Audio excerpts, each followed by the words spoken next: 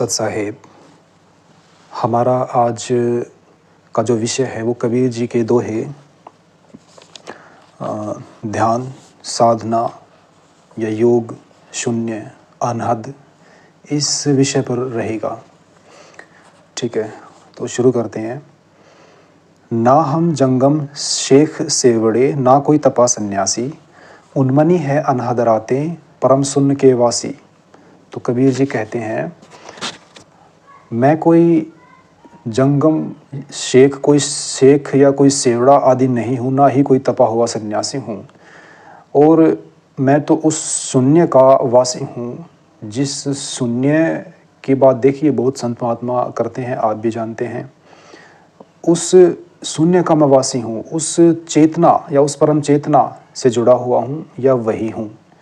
उन्मनी है अनहद रातें। अनहद रातें, देखिए रात को सामान्य आदमी जैसे सोता है, उसके ठीक विपरीत एक स्थिति और होती है, जबकि निंद्रा जागरण होता है, शरीर सोता रहता है और चेतना बरकरार रहती है। तो उस समय जो अनहद नाद सुनता है, उसकी बात यहाँ पे हो रही है। फिर है, एक यज्ञ है धर्म की, दूजी यज्ञ है ध्यान, तीजी यज्ञ है हवन की, चौथी यज्ञ है प्रणाम। तो प्रणाम वाली जो यज्ञ है, इसको सबसे ज़्यादा अहमियत देते हैं। ऐसे दूसरे यज्ञों की भी अहमियत है, इसमें कोई शक नहीं है। फिर है, रोम रोम में जाप जप ले, अष्ट कमल दल मेल है, सुरती निर्ति को कमल पठो, जहाँ दीपक बिन तेल है।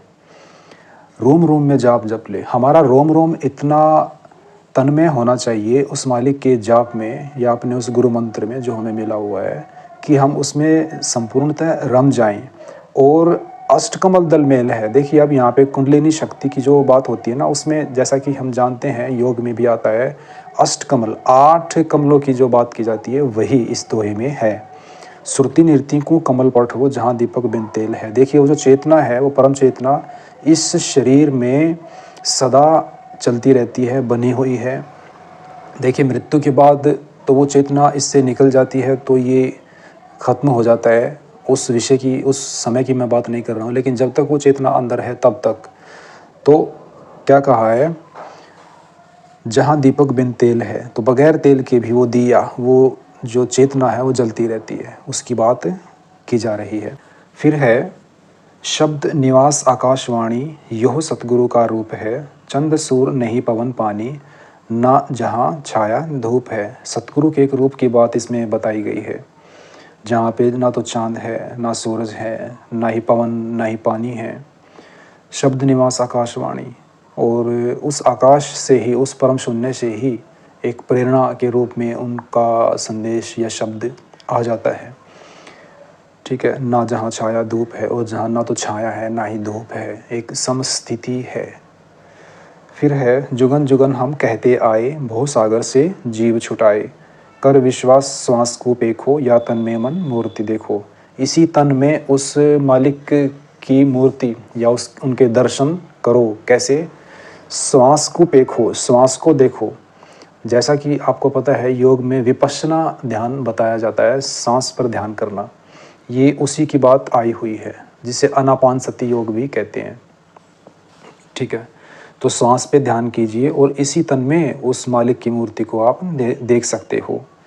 और ये भी कहा है कि सभी युगों में जुगन जुगन मैं कहता आया हूँ, और भवसागर से जीवों को छुटवाता भी आया हूँ। फिर है, श्वासा पारस भेद हमारा, जो खोजे सो उतरे पारा। श्वासा पारस आदि निशानी, जो खोजे सो होए दरबानी।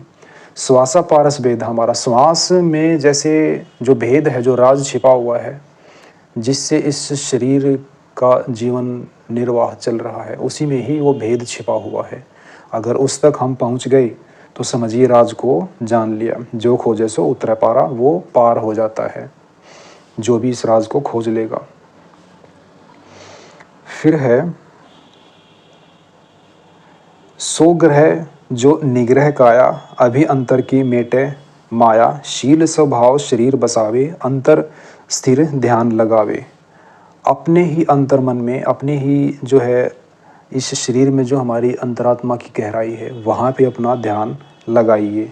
और शील स्वभाव शरीर बसावे, एक शीलवान बन के रहिए। शील जो हमारा है, जो गुण है, वो बरकरार रहे। वो गुण से परे, यानी हम इसका जो गुण का ठीक उल्टा है अवगुण या दुर्गुण, हम उसको उपलब्ध ना हो, उससे बचे रहें, अपने गुण में, अपने शील में बरकरार रहें। फिर है हेरत हेरत हे सखी, रहा कबीरा हेराई, बूंद समानी समुद्र में सूकत हैरी जाई। अब देखिए, बूंद समानी समुद्र में, अगर एक बूंद समुंदर में जा गिरे तो उस बूंद को क्या हम ढूंढ पाएंगे? तो ऐसे ही ये जो जीवात्मा है, जब संस्कार सभी मिट जाते हैं तो ये आत्मा उस परमात्मा से जा मिलती है और अपने उस एकीकार स्वरूप में पहुंच जाती है या खुद को पाती है। और स्थिति सच में तो ये है कि सदा से ही वो जुड़ी ही हुई है, अलग तो है ही नहीं। लेकिन अलग होने या अलग महसूस जो होने की स्थिति है, जो कि सिर्फ महसूस ही होती है, लेकिन ऐसा है नहीं, वो सिर्फ संस्कारों के चलते हैं। जब ये संस्कार मिट जाते हैं तो फिर सदा से ही हम पाते हैं कि हम उसके साथ कभी से ही एकीकार हैं, जुड़े हुए हैं। फिर है सहज योग सो योगी करई, कर्म योग कबहू नहीं परई, धन यौवन की करे न आशा, कामिनी कनक से रहे उदासा। अब देखिए, ये दोहा बहुत ही महत्वपूर्ण है। सहज योग में जिए, कर्म योग को करते रहिए, धन यौवन से ज़्यादा आश ना रखिएगा, ठीक है, ये आशाएं ठीक नहीं हैं, इनके प्रति उदासीन रहिए। और कामिनी कनक से रहे उदासा, कामिनी से या स्त्री स्नेह से, काम भाव की ही बात है। देखिए, मैंने पिछले वीडियो में भी आपको बताया था इस विषय में कुछ। तो कामिनी यानी स्त्री से कोई नफ़रत की बात नहीं चल रही होती है उन दोनों में, सिर्फ स्त्री के द्वारा इसे एक रूपक की तरह लिया गया है। बात है काम भोग की, उसमें आदमी लिप्त ना हो, तो उसके प्रति आदमी उदासीन रहे, न्यूट्रल रहे, ठीक है। कामिनी और कनक, सोना आदि से यानी धन से और कामिनी के प्रति उदासीन भाव रखे। फिर है आसन साधे आप में, आपा डारे खोए, कहे कबीर सो योगी सहज निर्मल होए।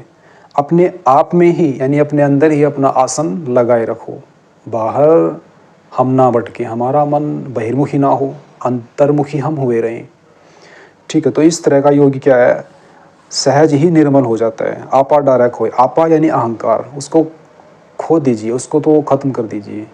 ईगो, आपा जो है, अहंकार जो है, उसको त्याग दीजिए।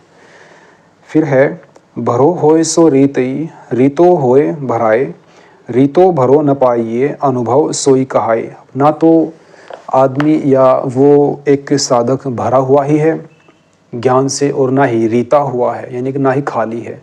वो स्थिति कब होती है, जबकि इंसान विभिन्न तरीक़ों से अपने ज्ञान का अर्जन करता है इस संसार में और अंततोगत्वा उसे त्याग भी देता है और निशब्द में आता है। ध्यान की उस गहराई में जब वो पाता है कि शब्दों से परे ही है असली उस मालिक से मिलन, तो वो स्थिति जब आती है तभी क्या होता है कि अनुभव असली कौन सा है, जबकि वो भरा हुआ भी है और रीता हुआ भी है, दोनों स्थिति एक साथ घटित होंगी।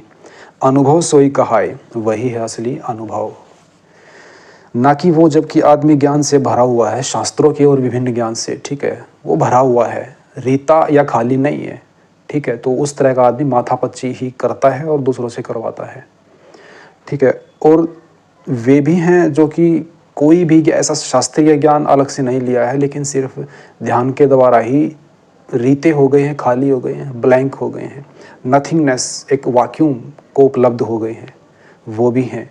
लेकिन इन दोनों ही स्थितियों के बीच में जो आ गया है असली अनुभव, वही है। फिर है सुन मरे अजपा मरे, अनहद हु मरी जाए, एक राम सने ही ना मरे, कहे कबीर समुझाए। सुन, शून्य, देखिए एक उस महाशून्य की बात जैसा कि हम देखते हैं संतों ने की है, जो मेडिटेशन को मुख्य रूप से ही करते हैं और उसी पे ही डिपेंडेंट हैं। ओशो ने महाशून्य की बात कही, तो ये वही शून्य है। क्या कहा कि शून्य मरे, वो शून्य भी मरता है। अजपा मरे, एक जाप ऐसा है जबकि हम शब्द में जाप नहीं कर रहे होते हैं, शब्द से परे भाव में उस जाप को उपलब्ध हो जाते हैं, वो है अजपा जाप। बगैर लैंग्वेज के, बगैर शब्द के वो जाप चलता रहता है अंतरात्मा में, वो है अजपा जाप। वो भी मरता है। अब देखिए क्या कहा है, अजपा मरे। फिर है अनहद हूँ मरी जाए, अब उससे भी गहरे जाते हैं अनहद। वो अनहद नाद, जबकि व्यक्ति देखिए निंद्रा जागरण में शायद किसी का ऐसा अनुभव आपका रहा हो, एक जो नाद चलता है, एक ध्वनि है अनहद की, उससे भी ज़्यादा गहराई है, वो भी मरती है, यानी उससे भी परे जाता है वो साधक। तो अनहद हूँ मरी जाए। एक राम स्नेही ना मरे, लेकिन राम का जो स्नेही है, उस मालिक का जो प्रेमी है, वो तो नहीं मरता है। कहे कबीर समझाए, कबीर जी समझाते हुए कहते हैं उसका तो अस्तित्व बरकरार रहता ही है और वही असली गहराई में पहुंचता है। फिर है सुमिरन सुरत लगाए कर, मुख से कछु न बोल, बाहर का पट बंद कर, अंदर का पट खोल। सुमिरन सुरत लगाए कर, उस मालिक का सुमिरन किए हुए, देखिए वो जब सुरत लगती है तो बाहर किसी को पता नहीं चलता है, ना ही कोई माला होती है, ना ही कोई शाब्दिक जाप चल रहा होता है, तो उस समय वो सुरती लगी रहती है उस मालिक के साथ। ठीक है, उसे लगा के मुख से कछु ना बोल, मुख से कुछ ना बोलो, कुछ ना हम शब्द निकालें मुंह से, और बाहर का पट बंद कर। बाहर का जो पट है, अब बाहर का पट क्या हो सकता है, देखिए हम बाहर ध्यान देते हैं, आँखों के द्वारा परसेप्शन करते हैं चीज़ों का और अलग अलग बातों का, कानों से साउंड ध्वनि सुनते हैं, ये सभी पट हमारे बंद हो जाए, मन बाहर उड़ता है, यहाँ वहाँ जाता है और वस्तुओं को सोचता है, वो भी हम बंद करें। तो ये जो है ना बाहर का जो पट है, दरवाज़ा है, रास्ता है, उसको हम बंद कर दें। अंदर का पट खोल, और अंदर का जो पट है, दरवाज़ा है, उसको खोल दीजिए, और फिर हम पाएंगे कि हम उस तक पहुँच गए हैं। फिर है लकड़ी जल कोयला भई, कोयला जल भयो राख, मैं पापिन ऐसी जली, कोयला भई न राख। अब कबीर जी अपने गहनतम अनुभव की बात मुझे लगता है इसमें कह रहे हैं। लकड़ी तो जल के कोयला बन जाती है, ठीक है, कोयला भी जल के राख बन जाता है, लेकिन मैं तो ऐसी जली, मैं ऐसा जल गया अपने इस जो है मालिक की बंदगी में, या उस परवरदिगार की याद में, या यूँ कहे कि उसके विरह में, कि कोयला भई ना राख, ना तो कोयला ही बना ना राख बनी, ख़त्म ही हो गए, विनष्ट हो गए। अब तो वही है, वही जी रहा है, हम तो है ही नहीं। वो स्थिति आ गई। हम ये भी कह सकते हैं कि फिर बात कौन कर रहा है ये, ठीक है, हम ये प्रश्न उठा सकते हैं कि सच में ही अगर वही है तो फिर ये बात बोली भी क्यों जा रही है। लेकिन ध्यान रहे, बोल भी वही रहा है, इसे हम ऐसा समझेंगे, वही बोल रहा है,